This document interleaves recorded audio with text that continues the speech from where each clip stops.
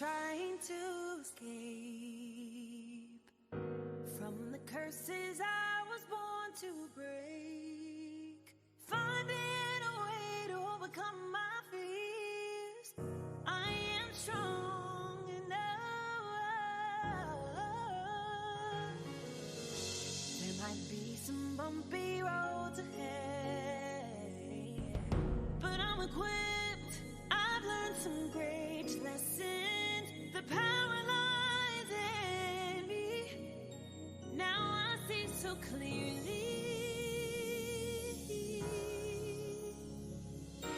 All my steps are destined.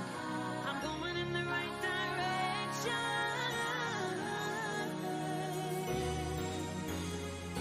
Gotta keep believing in myself. Gotta keep going, don't give up. Yes, I'm gonna see this through. Yeah, I put my trust in you. The only way out is to go within. Now I see you're my best friend. Yes, I finally found my peace. I know that I can trust in me.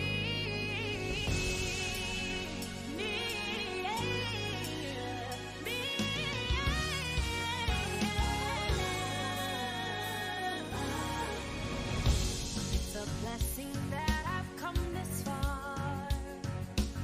'Cause when you feel alone, I know it can get hard. But I'm choosing gratitude, grace, love, and peace. You're always Miss Lula, Fred, Instagram. You are live. Look at here. Tabitha Bailey. I'm going in the right direction. Good morning, Bishop. It is 2:30 in the morning in the UK. Oh my goodness. I hope you're in bed watching this. I'm coming over there. There's so many friends there. I haven't been in years. Dana Hi, Williams. Dana. Good evening, Denise. Denise. Sly, who's always here. Hello, Sly. You're faithful. Good to see you, buddy.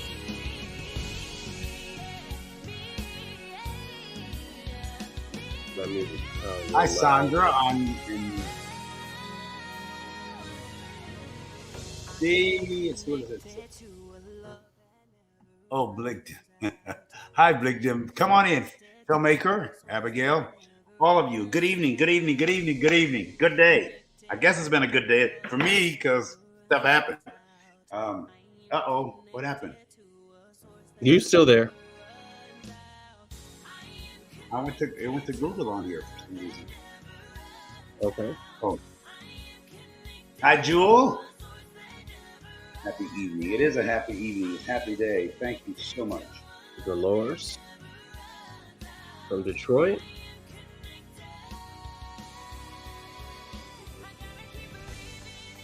Jonathan Simon.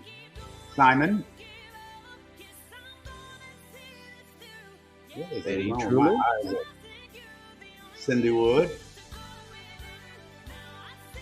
Cedric says, 77, Alexander. All right, let's get started. Love you all. okay.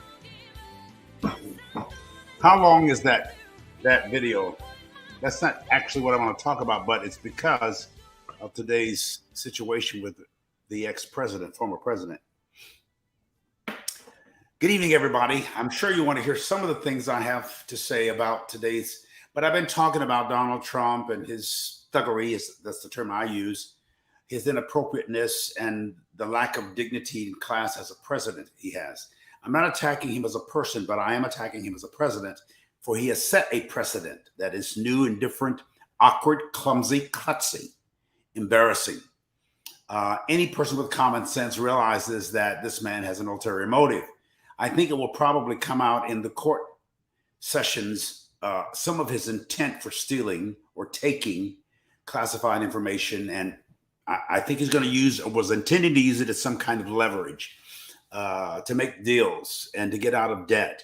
He's making millions tonight with a group of very gullible people in New Jersey or wherever he is. I'm just astounded at the number of fairly decent and intelligent, normal Americans who don't seem to get it. And of course, the media, both secular and very little religious media talks about Trump in any way but as if he's Lord and Savior. That's very disheartening and disappointing to me as a Christian. And even those of you who say I don't even like to say I'm a Christian, I like to say I'm a follower of the Christ person and principle. Not just the person, but the principle. We've learned more about the principles of Christ than the person because he lived 2,000 years ago. And these things have been handed down over the years. So, but tonight I want to talk about a little bit about depression. There's a new couple in my community that's just walking down the street, a black and white couple, beautiful young couple with a beautiful new little baby. And I'm just so glad that they're here. So thanks for joining me tonight, where I will try to make sense of some of the insanities, what I call insanities, we as a culture and as a country are all undergoing presently, even as we speak. As you know, I'm in my 7th decade, and I'm just very curious. I would even descend. I'm going to talk about depression a little bit later because that's what we want to talk about. We're talking about mental illness this month. And I think I've had some poor mental health at times. I know what depression is.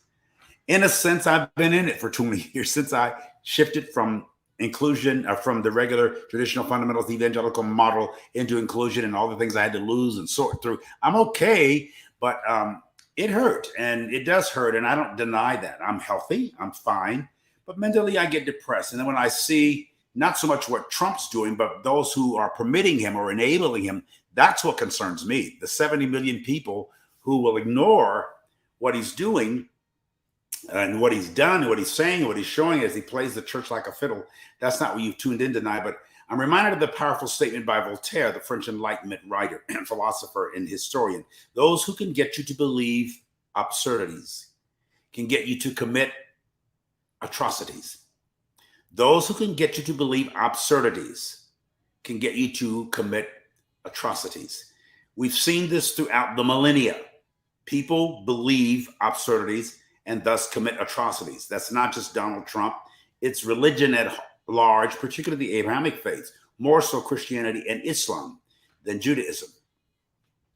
But we've been violent, and we've been vicious and competitive, and we worship a God who is questionable.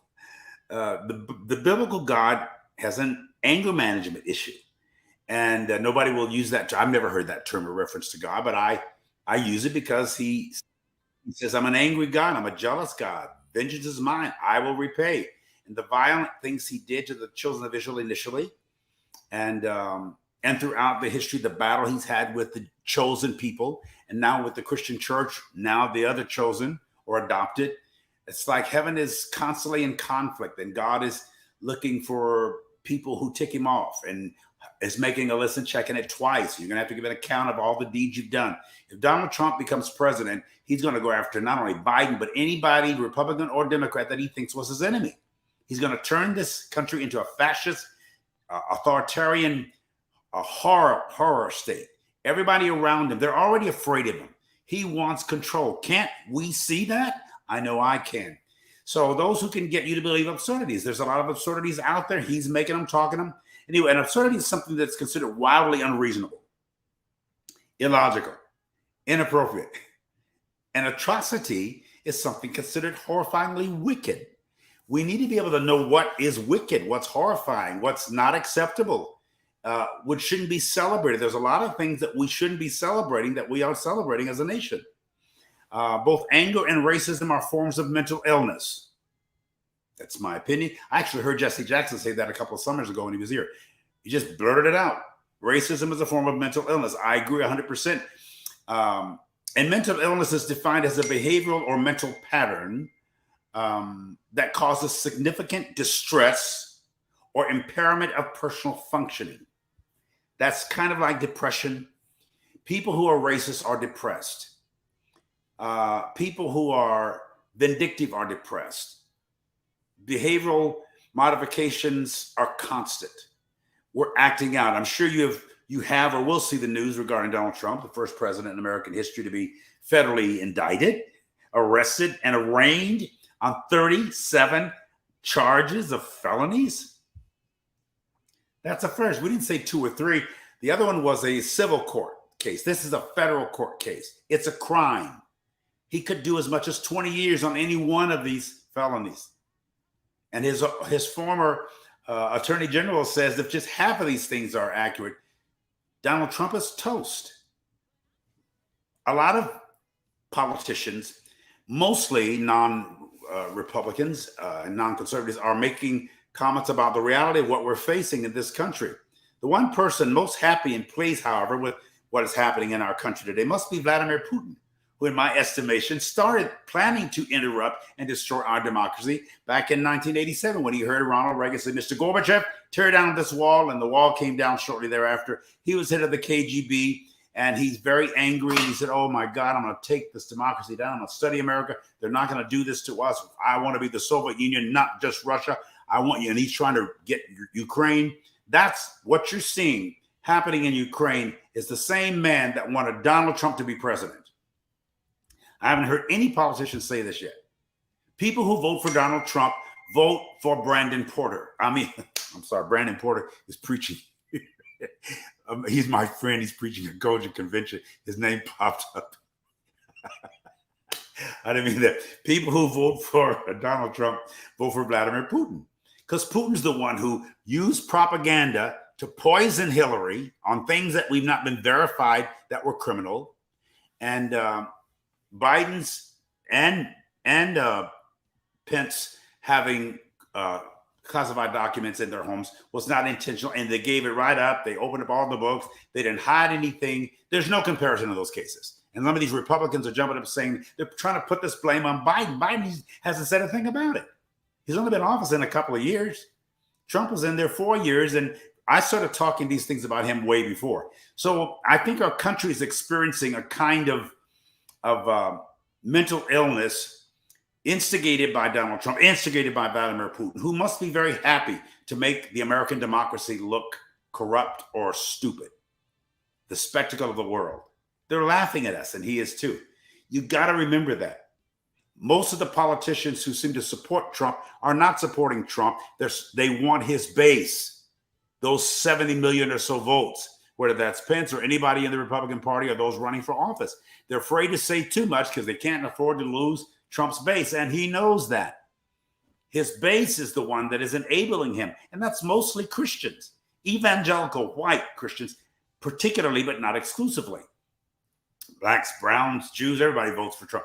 But the larger populace in America don't want him for president. And even if he wins the primary, he will not be the next president of the United States. I'm not even worried about that. I am concerned about those who want him to be, though, because they're still around. If he goes to prison or if he's shut down or can't run for office and can't be a public leader, he's going to have some influence. And he has opened up a can of worms in the spirit of this country that makes us now one of the weakest mental health, the weakest in mental health since the Civil War as a country. We're not mentally healthy. Now, I posted this earlier today, and I'm going to say it again tonight. Life isn't as much about finding yourself as it is about creating yourself and sometimes recreating your or ourselves. One of the things we're having to do right now in our country is not just create, but recreate America. From 400 years of sloppy, klutzy, clumsy, moral, emotional, racist type, casual, this is okay, this is us, we're God's country, we're God's people, and God we trust. You've heard me say repeatedly, it's more in guns we trust. This has become one nation under guns. Every weekend, 2 or 3 days a week, somebody gets angry, gets drunk, right in the city of Tulsa, in every city in America. If you have a gun and you're high or angry or triggered, you're going to use it. If Donald Trump goes to jail or prison or they treat him, there's going to be blood in the streets. I've been telling you that. All across America, people are armed for battle. They're ready and eager to fight. All these militia groups and little racist groups. It's horrible but it's all exposed by Trump's presence so that ultimately we will expel from the consciousness of our culture and of our country. Have you ever wondered if it was possible to redo you, recreate you? And what would that mean? I've gone to some kind of a renovation over the last several years of redoing me as a minister, as a speaker, as a person, as a preacher, as a creature. I'm still going through that evolution. It's not always comfortable or pleasant. It's interruptive and disruptive. Sometimes it's upsetting. It does mess with your head. So, what would happen if you redid you or recreated you? Redo means to renovate, and to renovate means to restore something old, especially a building, or as it relates to tonight's discussion, a brain, or maybe a way of thinking, perceiving and interpreting to a good and or new state of repair, a new state of repair. We need to go through this restoration. I think we're having to do it whether we want to or not, but I'm encouraging you to do it willingly and intentionally and deliberately. And we need to be repaired to some kind of refresh or reinvigoration of psyche and soul and spirit.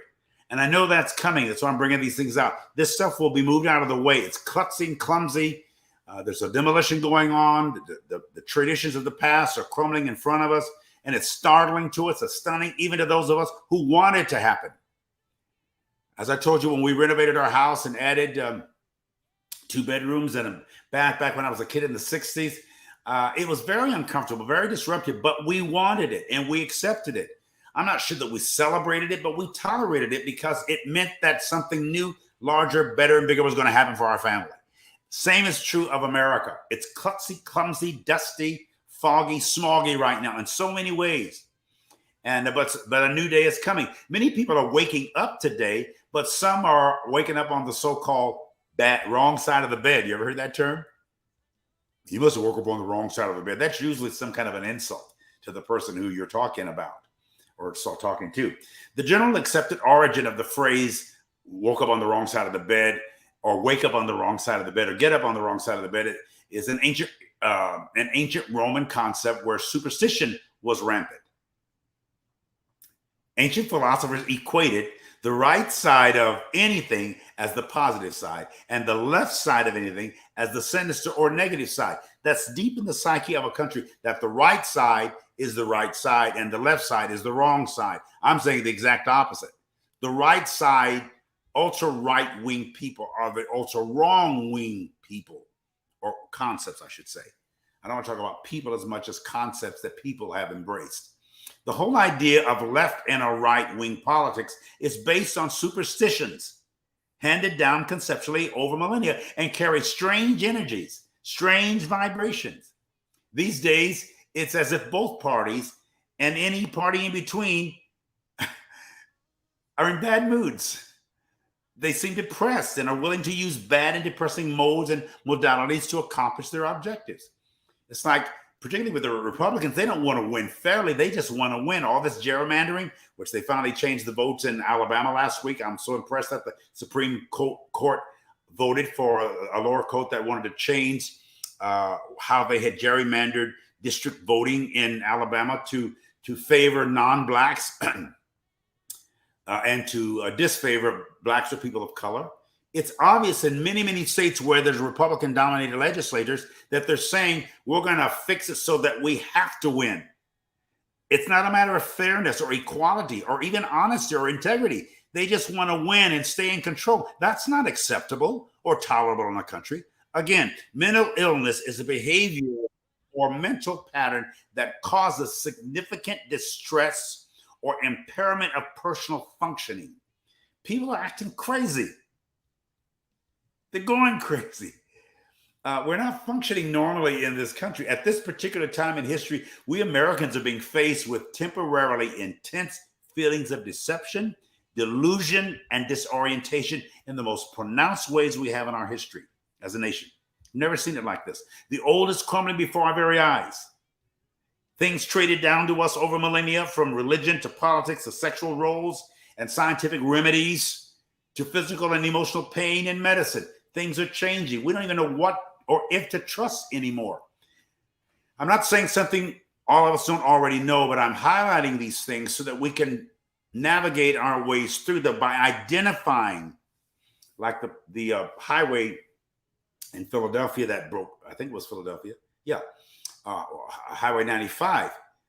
A semi truck under it caught a fire and a whole part of the highway broke. That's a sign to me that a lot of the bridges and highways that we're traveling in this country are vulnerable and may start collapsing, not necessarily in the physical way that that one did, but in other ways, including physical.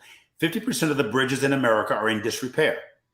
The bridges connecting us, one city to another, one person to another, the bridges are in disrepair. Some of those bridges have been there 100 years or more. And the trucks and vehicles are heavier, and the numbers are larger, and they're not able to stand. We're building a new bridge here in Tulsa, turn one down, building one over the river. There's just so many things happening. And anyway, enlightenment can first feel depressing because it exposes and expels the darkness we've grown to accommodate and accept as a norm that we've learned to adjust to, tolerate, and survive. Even enlightenment can be weighty and klutzy. I've been enlightened a long time, and many of you have experienced the various elements of enlightenment, as am I. But it's not the smoothest thing to go through.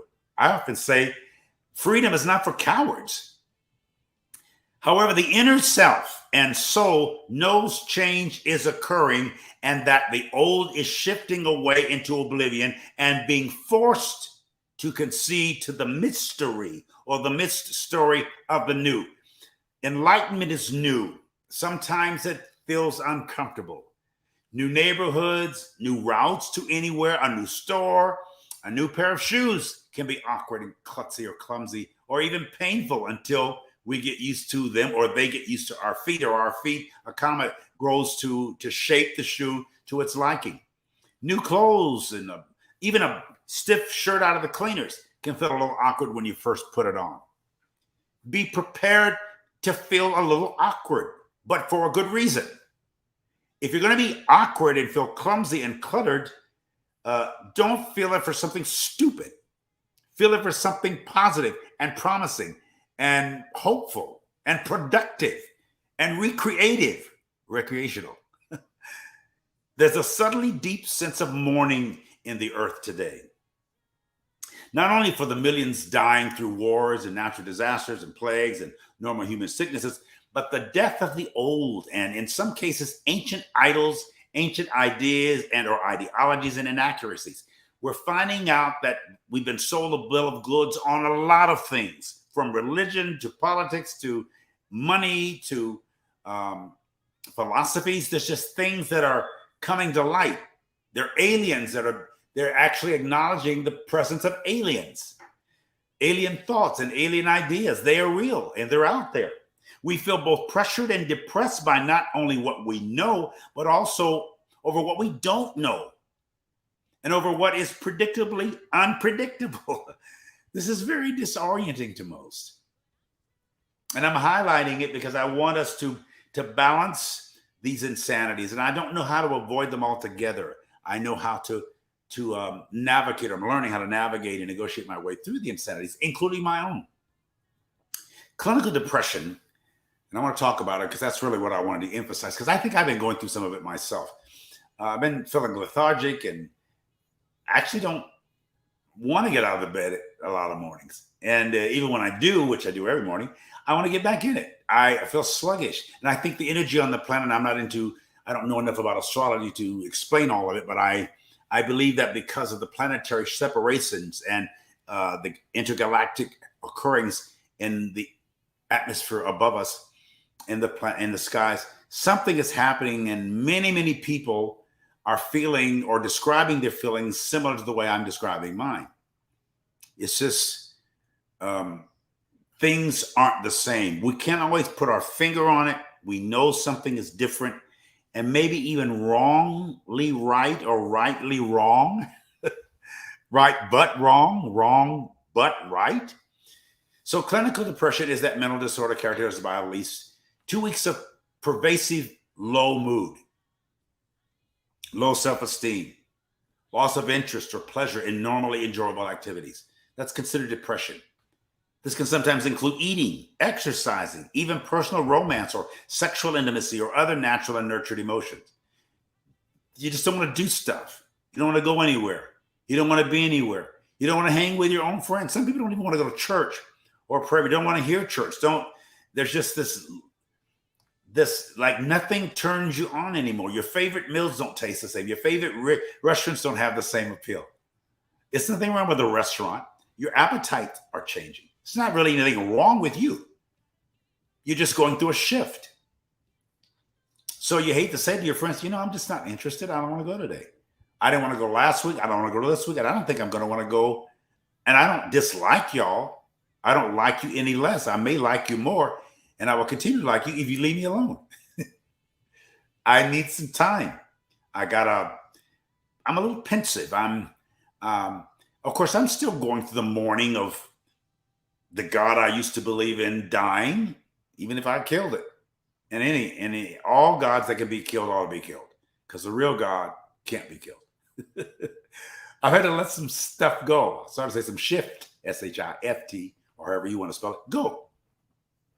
Again, life isn't as much about finding yourself as it is about creating or recreating yourself. So don't search for a self you don't know. Create one that you invite. That's a slow process, but it's a natural for you, because if there's any likeness of divinity that we have, or the creator we would have, it would be the ability to create. And we do that every day, automatically. I'm trying to get us to do it more deliberately, awareingly, intentionally. To create means to bring something into existence or to cause something to happen as a result of one's actions, your actions. We all do this automatically and often inadvertently.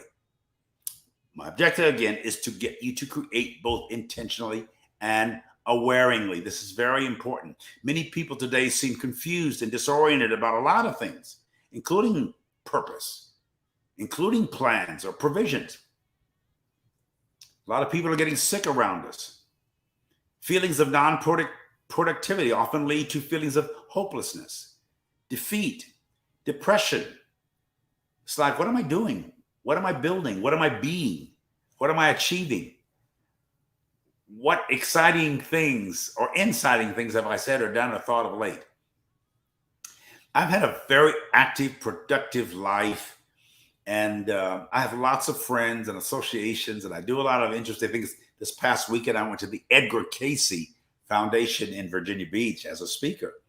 And I've been somewhat distantly curious about fortune tellers or psychics or readers or seers, fascinated with their gifts. And many people are very gifted. They're not always Christians, but they feel their gift came from God. They're not in the Christian sense that evangelical fundamentalists are, but they still believe their gift is from God. Most psychics will tell you they hear from God. People who channel energy or channel words. Our old ancient African spiritualists would go into trances and have transcendent experiences and come back telling us something that we didn't know, or revealing something. It's not just foretelling, it's forthtelling, speaking the inspired thoughts of divine mind. Sometimes it's farsight, sometimes it's just foresight, sometimes it's hindsight, which gives you oversight with all of those combined. But anyway, depression is this feeling of severe despondency and dejection. And it's at an all-time high in our country, even among those who don't recognize or acknowledge their strange and awkward feelings. I'm sensing it. Sometimes I'm depressed and I don't know I'm depressed. I don't like to use the term. Depression is among the most serious health problems facing our society, among both leaders and laity, pastors and parishioners. And it's causing untold human suffering and enormous economic cost and loss. Despite its prevalence, depression is misunderstood. It's under acknowledged. It's under researched. It's underfunded. And of course, undertreated. People don't even like to acknowledge that they're clinically depressed because they don't know what that is. It's like, I don't have to go to a doctor to know I'm depressed. I don't need a psychologist or therapist to tell me I'm depressed. I might talk to them to help me walk through the depression or the feelings of dejection. Current treatments for depression remain severely limited anyway, because sometimes the therapist is depressed, the counselor is depressed, the doctor, the philosopher, the psychiatrist, the psychologist is depressed. Since the introduction of Prozac nearly 30 years ago, there have been no new categories of antidepressants, only variations of the old. Isn't that something? There's no new treatments. We try to ignore it, and yet I've never seen a corporate collective depression more pronounced than the one with what you saw on January 10th was depression. What you saw in Florida today was depression. Both of those protesting and supporting Trump. People are depressed. They're acting out. Yet over 50% of depressed individuals do not respond to any type of existing medications or various types of therapy, according to a recent major study. So you take the medication, it might make you sleepy or sluggish, but you're still depressed. You go to sleep depressed, you wake up depressed, and you've taken some kind of drug to deaden your senses for a little while. In fact, many of the people become worse with repeated episodes of depression after they've taken medications. Those that do respond to existing medications often experience troublesome side effects, which leads them into a whole nother area of depression and fear. What is needed is not simply more Me Too drugs, but new therapeutic and spiritual approaches that are based on a fundamental understanding of the brain's complex mood centers. I believe in such things as chemical imbalances. And I've done some studies over the years. We had a full-time counseling center at our church, and there are a lot of people, not just women with chemical imbalances, but men. Study your feelings. Pay attention to your feelings because they affect your thoughts. And your thoughts affect your feelings. And I've often said the universe doesn't judge us so much by what we feel, but by what we think about what we feel, and what we think about what we think about what we feel, and then what we think about that. Thoughts and feelings. The emotion center is the oldest part of the human brain, and the brain is the key to our existence as humans. But there's a long way to go before neuroscience can truly capture its staggering and almost infinite capacity. The brain is amazing, but it's also strange, and the brain can be confusing. The brain can be alarming. The brain can go several different directions. Sometimes the brain shuts down or depresses you.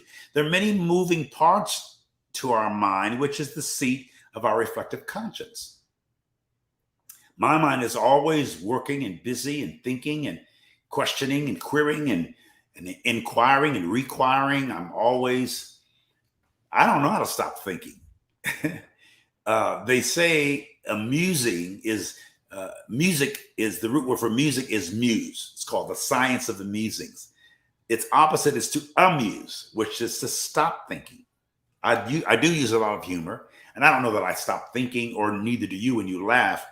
I think humor is the seventh sense. The sense of humor is the seventh sense. Yeah, the five senses: seeing, hearing, teaching, tasting, smelling. Then the sixth sense is that intuitive thing, sort of that third eye. And then the seventh sense is your sense of humor. All of them are important. I think we possess all of them. We operate in all of them. The one least used by some is the sense of humor. That's why I watch a lot of the late time talk shows, because they have these monologues that are Stephen Colbert, Jimmy Kimmel. Those guys have hilarious stuff to say. And they're doing a lot of reruns because they don't have the writers. So the writers are brilliant too. But they come up with some pretty fantastic. I interject humor almost naturally. My dad was a natural comedic, and my mom at 93 years old, she's always saying funny things and pointing out funny things. My mother loves to laugh. She's laughing at stuff that I don't even understand, because she's sort of in that state where she sees and hears things that others don't. But she still has her sense of humor. And I just love that about my mom. I love to hear her laugh. To this day, one of the happiest sounds on this planet to me is to hear my mom laughing. Or my daddy used to say, nothing pleases him more than to hear his 4 daughters laughing. My 4 sisters get together. It's just a circus. All of them are funny. And they laugh loud, strong, long, or sometimes wrong. They just laugh. But it's healthy.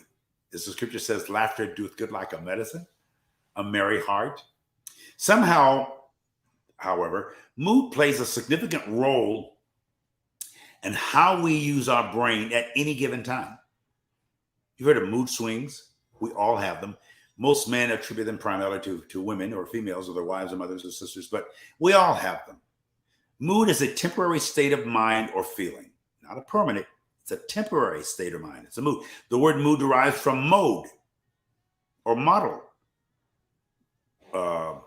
which in a way or manner, which is a way or manner in which things occur or are experienced or are expressed. The model, the mode, the mood, things are shifting and changing. Everything is all the time. Being in a good mood makes us more likely to seek new experiences, to be more creative, to plan ahead, to procreate and recreate and adapt to changing conditions. You have to be in the mood to change it. You have to be in a decent mood. Now, normally when the sun comes up, once I wake up, I don't have any problem getting up, especially if the sun, as soon as I raise my curtains in my bedroom, and that sun comes through. That's why I always like a bedroom that's on the east side of my house. So when the sun comes up, I come up. I get ready. I like to move. Now, if it's a cloudy, rainy, or cold or overcast day, I love to sleep in. I love to get up and get back into bed. I don't know what it is. I've been that way since I was a kid. I love it. But when the sun is shining and the earth is moving, I want to get in the mood. So again, being in a good mood makes us more likely to seek new experiences. You're not so closed-minded. Being in a good mood makes you more creative or willing to be more creative. Being in a good mood makes you project and plan. If you fail to plan, then you plan to fail. You plan ahead. You create and recreate and procreate and co-create. You adapt to changing conditions. You become more adventurous and open when you are in a good mood. The exact physical causes of depression remain unknown. I think there's some chemical causes, but the scientists can't tell exactly because scientists get depressed. Archaeologists get depressed. Seismologists get depressed. Philosophers and psychiatrists and psychologists, therapists get depressed. It is believed that genetics and childhood trauma may play a role in the biological origins of depression.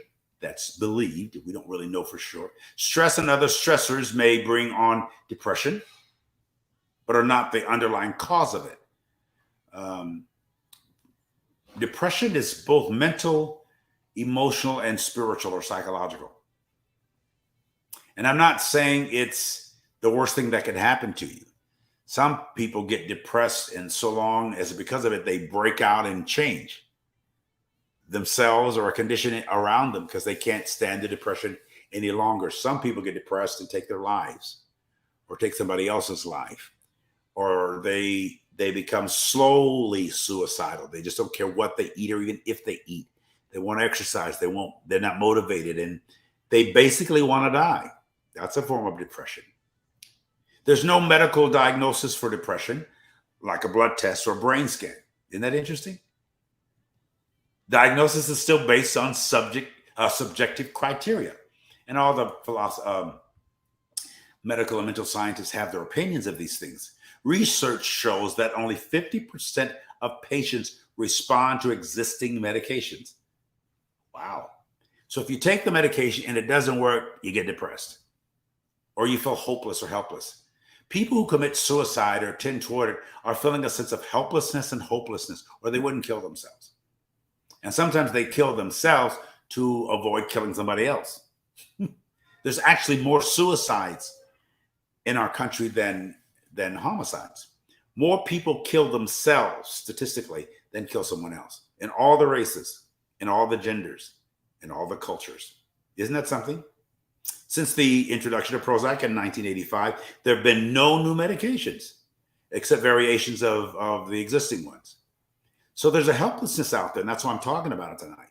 We got to rethink ourselves. And remember, the word repent means to rethink or to think again, or after you've thought, think again, or to reconsider what you believe, why you believe it, and how those beliefs add to or subtract from the quality of your life.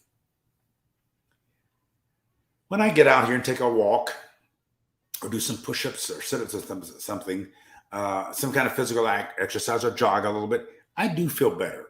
Not the first time and not the only time, but when you get into a habit of being active, I walk a lot in airports when I travel.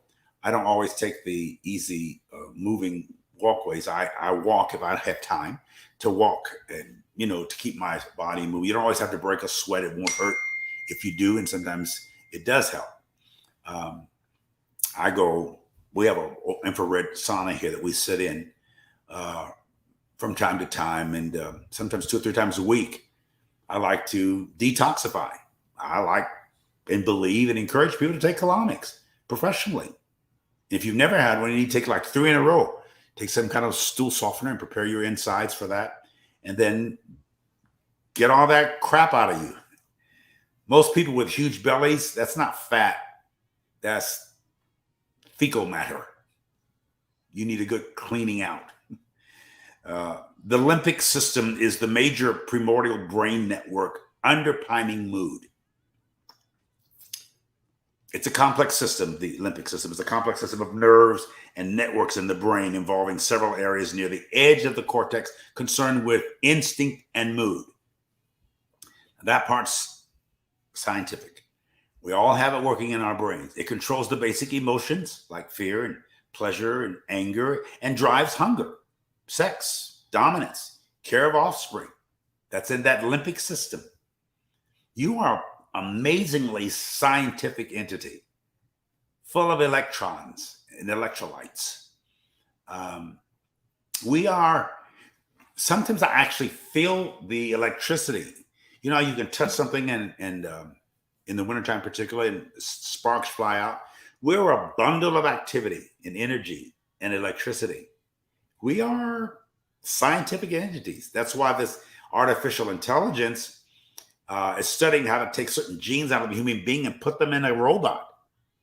That's how brilliant the mind is. Remember, just in the last 100 years, the mind has created a whole new world that's more advanced than thousands of years prior to 100 years ago. The 20th century was one of the most progressive and productive centuries in human history. And now we're in the 21st century. And every day they're coming up with something new. Pretty fascinating. I'm talking to you live. One of the ladies that came on earlier is in London. She hasn't fallen asleep. She's watching this live from London. My friend Muzi's probably watching it from Indonesia, from Thailand right now. Musi is one of my dearest friends. He is an evolved, Holy Ghost filled. Now, I think he's some kind of shaman or Eastern guru. He believes that wise men come from the East or go to the East. He was born in South Africa. He has moved to Thailand. He's a very successful businessman. He owns condos and buildings and may even buy a hotel for all we know. I'm going to meet him in Chicago for the World Parliament of Religions here in August. But he watches live, or of course, all these lectures and programs are archived, so you can watch them at your leisure. You can share them, and I hope you do share and like. I keep forgetting to say that. Oh, excuse me, I want to get our numbers up. I'm not an astrologer, but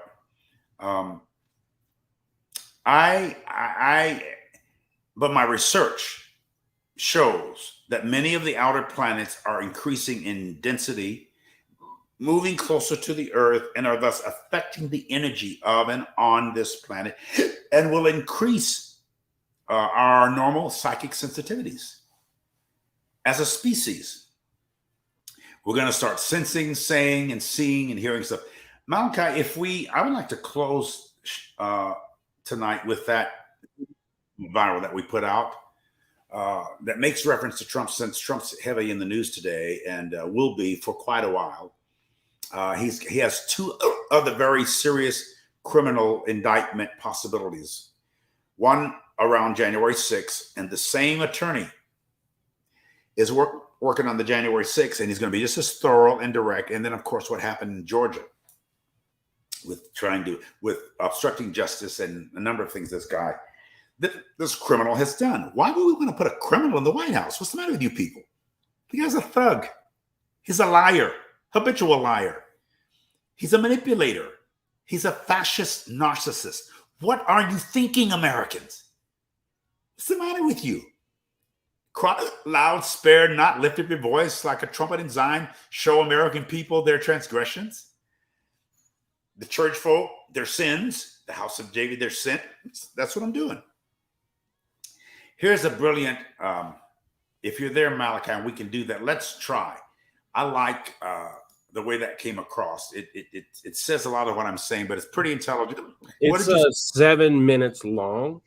So yeah, we can do that. It's 7 minutes. So give me. Don't we have like 1 million views of it or something? You said. Yeah, give me like 4. I mean, I could post it, but in order for me to play it, I have to record it and then upload it. So, but well, maybe we won't do that. It's on our site. It's on my site. You can see it. You probably I can post a link to it. Put it up there now if you want to, and let's let people. Yes. And then I'll take a couple of questions then, and let's just show that. But again, I said racism is a form of mental illness, and all of us are racist to a certain extent. But when you're racist to the point that you degrade others or want to harm others or withhold from others or somehow discriminate and deprive others, that's the poisonous racism. As long as they're racist, there's going to be racism. So I'm understanding that. Thank you, Ginger. Somebody said I'm Trump obsessed. No, our country is Trump obsessed. And you're insensitive and out of touch if you don't recognize that, young lady. Ginger. It's crazy. I don't understand why people like you don't wake up. That man's a danger to the culture. He's got our country hating each other. I wouldn't normally attack any politician. This man is a demon. And yes, you ticked me off by making that statement. I warn every week, just like if there's poison out there, I would warn you every week about poison because people are drinking it. And it's that attitude that you have that causes other simpletons to be so gullible and just drink up the Kool-Aid. Come on, girl, wake up. You've got to be smarter than that. And any of you other folks that are on there, because you don't like me addressing Trump, I address Trump more than the Donald more than I do the devil, because the biggest devil out there is the Donald. I get the names mixed up. I used to always attack demons and devils and stuff like that. But this guy is showing his butt to the whole world and saying, kiss it. And doesn't care. He doesn't care who he hurts, even in his own party, his race, whatever.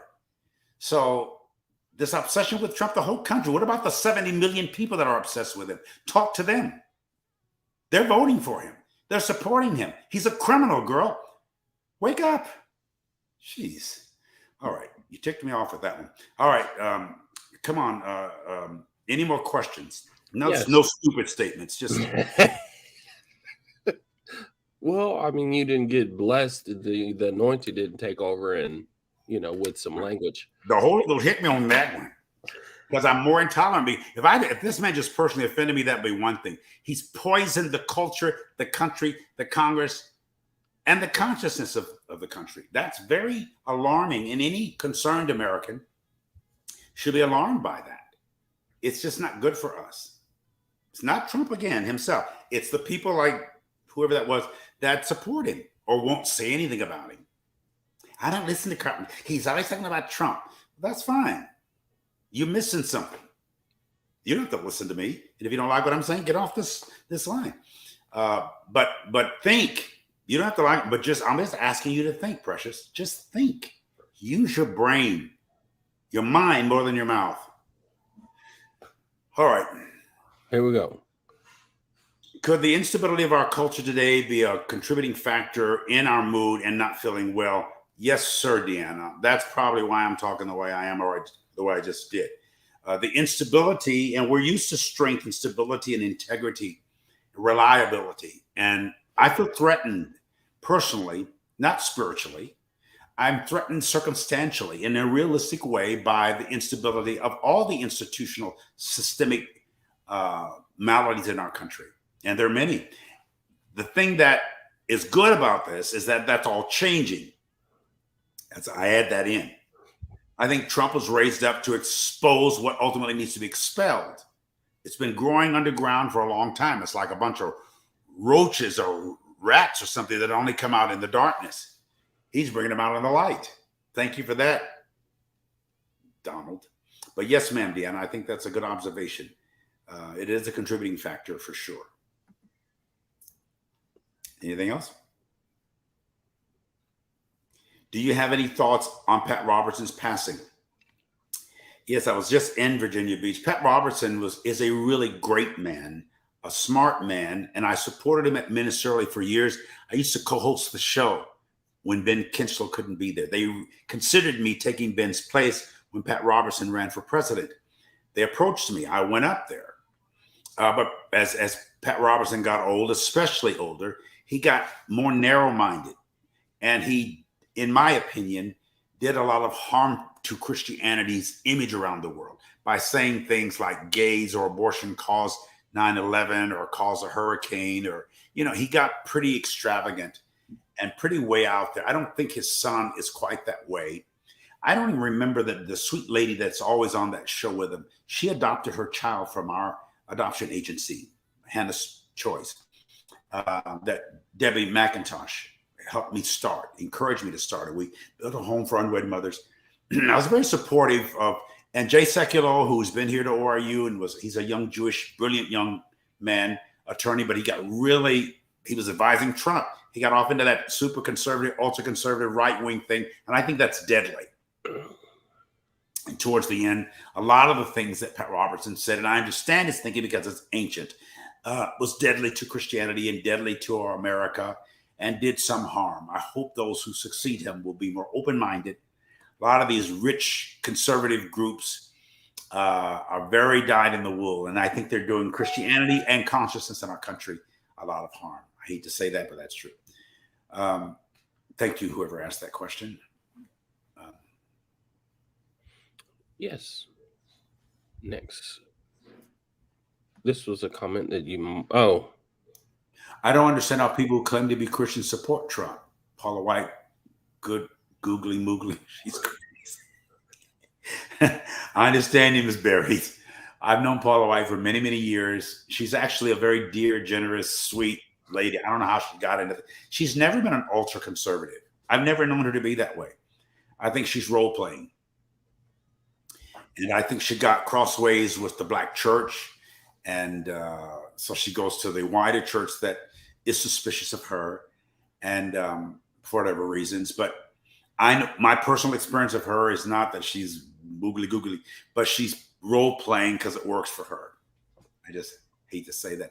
But I do, like you said, I don't understand why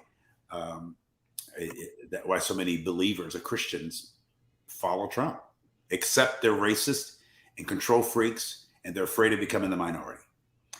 What was that last? Something said. I don't. He said marriage is under attack, but I just wanted to say marriage. Hi. He means marriage. Marriage is under attack, but I just wanted to say hi to Mr. Danny Tisdale. That's Wayman's oldest brother. Oh, I know Danny. I didn't. Hey, boy, you haven't texted me, and you just showing out. He lives in California. Great guy. The Tisdale name is royalty in this town. I love everything Tisdale and everybody Tisdale. But Danny's a brilliant man, and we've been but yes, marriage is under attack. As you know, I went through a divorce, but I was with my wife today. I still call her babe. I mean, she's the mother of my children. And we were married for 26 years, but I've known her for 30 years. And I'll always be friends with her and friendly toward her. And one of the ways to go through marital dissatisfaction is to not let your heart become hostile and angry and bitter. There's a way, and forgiveness, I often say, is giving up your right to be right, not your reason to be right. Forgiveness is giving up your right to be angry, not the reason to be angry, because they are there. You give up your right to be hurt, not always the reason to be hurt, because there are plenty out there. So we get healed. You can make it through a divorce. I'm talking to a lot of people almost daily who are going through either divorces, separations, or profound marital dissatisfaction, male and female. Remember, the number one cause for divorce is marriage. God bless and God keep you. All right, Shalonda Williams, let's see. Bishop. There's another good question. Just comment here. Oh, yeah, go right. That's a good one. That's good. Help me with how to stand strong in what my assignment is and yet pass the grief of having to stand against what I've always known. Oh, the grief is real. You're right, Shalonda. I don't know how you can avoid the grief. It's like burying a brutal parent or an abusive parent that you have learned to love. I loved the religion with all of its fallacies and errancies. I loved the culture of Christianity, holiness, Pentecostalism, Church of God in Christ-ism. I loved the saints.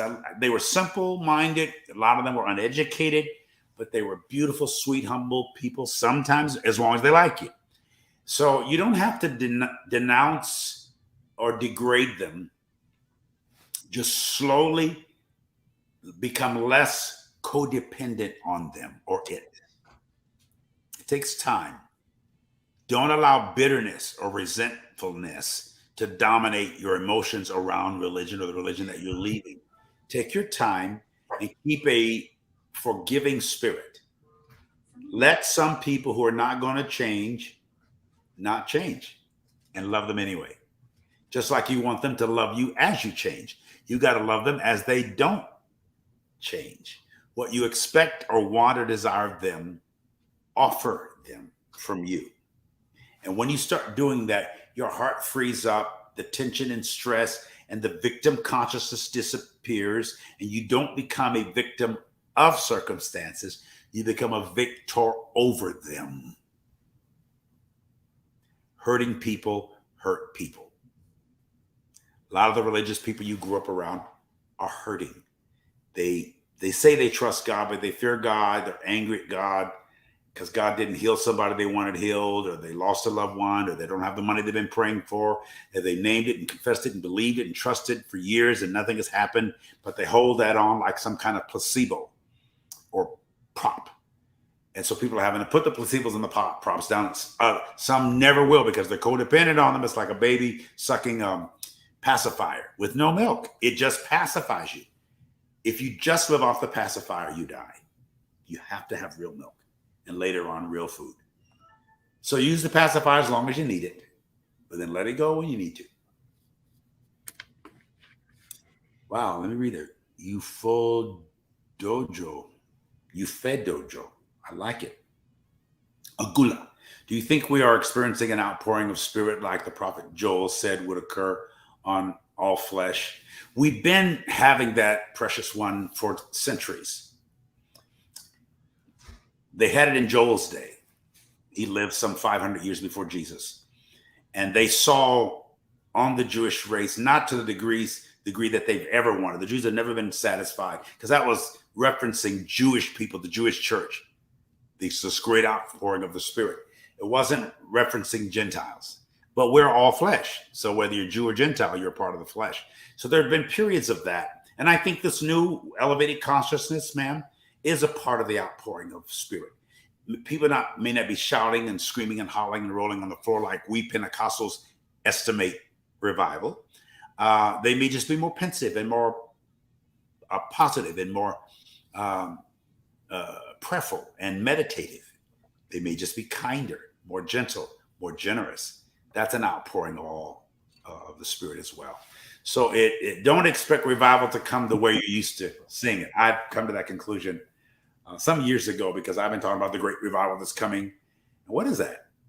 With all the bars empty, those have happened over the years, but the bars fill back up. And the juke joints fill back up. And people start killing and stealing and robbing and stuff. So, but there are periodic outpourings, and when they happen, we should embrace them and be embraced by them, and then go to our next phase.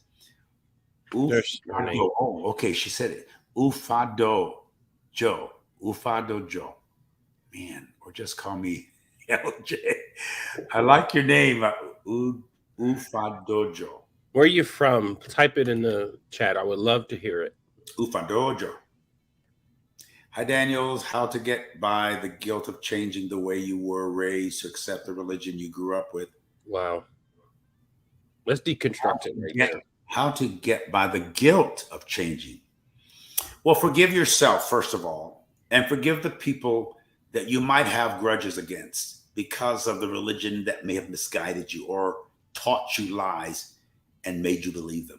I'm still going through forgiving and celebrating, actually, because those people were sincere. That's all they knew. They were taught to fear God and were terrorized by their own beliefs. Fear God and faith in God were the same energies. And so have compassion for them. and love it. Like I told you, my mom's 93 years old. She's in there watching Christian television right now. She watched the Kojic Convocation, the Kojic Women's Convention. She loves Bishop G.E. Patterson, as do I. She sees a lot of watches a lot of West Angeles Church of God in Christ.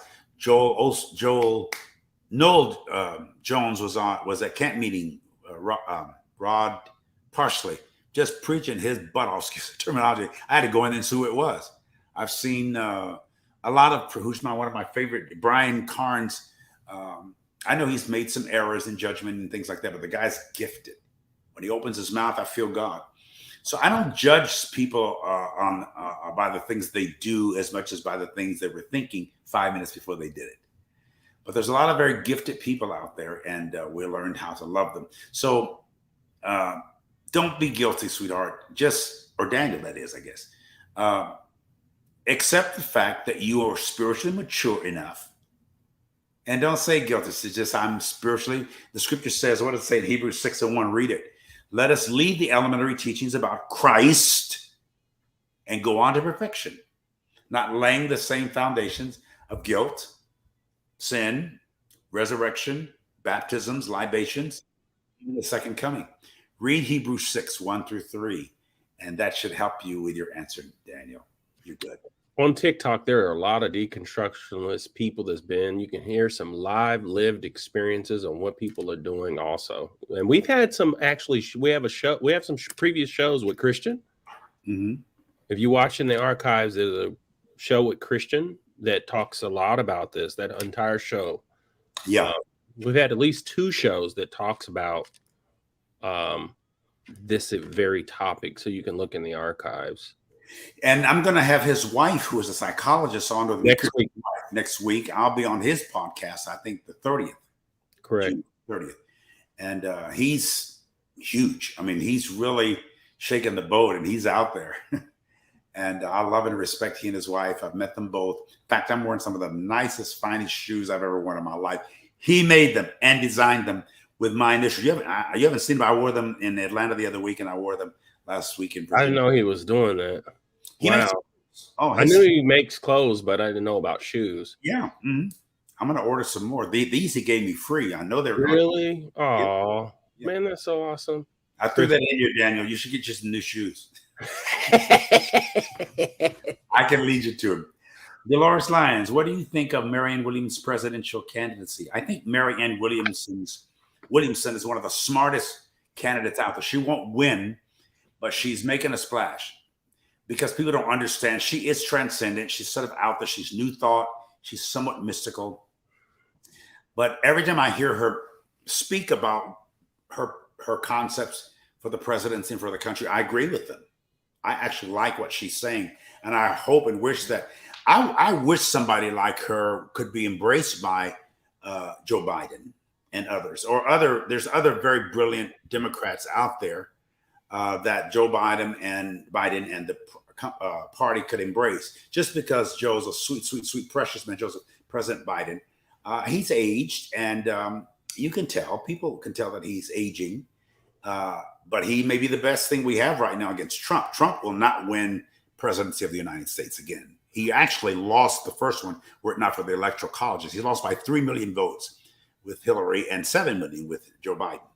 So I'm not concerned about that, but I do feel like we need some more energetic, energized, and healthy, physically, mentally astute. And there's a lot of Democrats out there, but right now, for political reasons, they hold back. But Marianne Williamson would have been is a great candidate, and it's going to take her a while, to get people believing in her.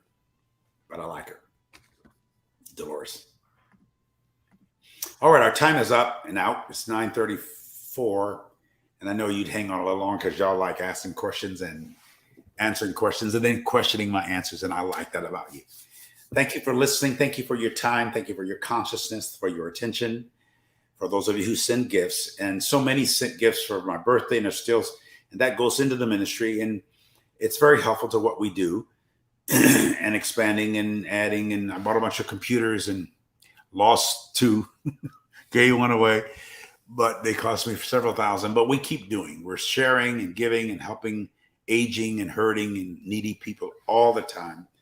So, but it also helps us expand what we do, and we need a lot more expansion, and need to do some things we haven't done, and we will. So, New Dimensions 2, thank you, $ New Dimensions 2. Thank you very much for your help. We love you. Go to the Cash App. Do what you're led to do. Everybody should send something every week. Some send 20, some send 100, not every week, but some people send 100 once a month. Some $10 every time they see us, or 50, or sometimes every couple of times people send 1,000 who haven't sent anything but want to send something. Please do what you can, okay? And then more importantly, help invite people to this site. And I don't understand the algorithm things, but you know what that is, Malachi. We need more numbers. We need more listeners, more viewers. And one of these days, we're going to move this about the country. I'll come in live to certain areas, and we'll spend 2 or 3 days. I'll invite you to Tulsa at some point. We'll do some cruises. We'll have a lot of wonderful, fun things I'm getting older, but I'm getting better, I think. At least I tell myself that. All right. I love you. God bless you. God be you, as I like to say. God honor you, and you are the God that you are. Peace and blessing to every one of you.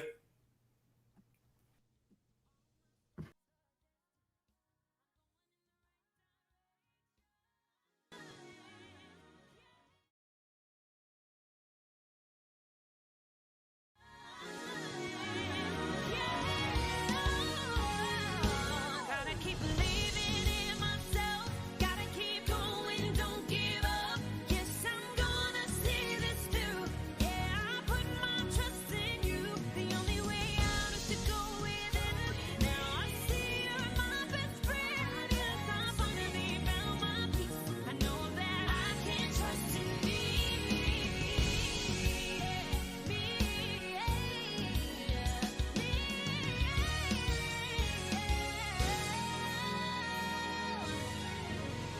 I am connected to a love that never runs out. I am connected to a source that never runs out. I am connected to a love that never runs out. I am connected to a source that never runs out. I am connected to a